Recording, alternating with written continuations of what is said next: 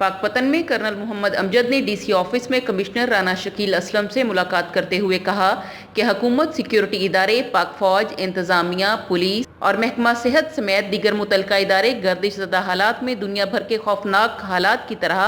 पाकिस्तान में वबा को बढ़ने से रोकने के लिए जान हथेली पर रखकर काम कर रहे हैं। अपनी जान की परवाह किए बगैर पाकिस्तान की आवाम की जानों को महफूज बनाने के लिए पाक फौज के अफसरान, जवान, महकमा सेहत का अमला, डॉक्टर्स, पैरामेडिक्स वबा के खिलाफ वतन की मोहब्बत में जंग लड़ रहे हैं।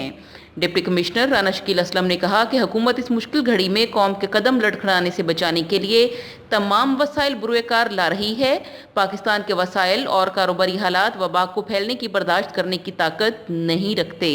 पाक फौज के जवान, इंतजामिया, डॉक्टर्स व पैरामेडिकल स्टाफ के मेंबरान फ्रंट लाइन पर कोरोना वायरस के फैलाव को रोकने के लिए SOPs पर अमल दरामद करने के लिए भरपूर मेहनत कर रहे हैं। उन्होंने कहा कि तमाम रियासती इदारे इन गैर मामूली हालात में आवाम को कोरोना वायरस से बचाव के लिए अपना अपना मुनफरिद किरदार भरपूर तरीके से अदा कर रहे हैं।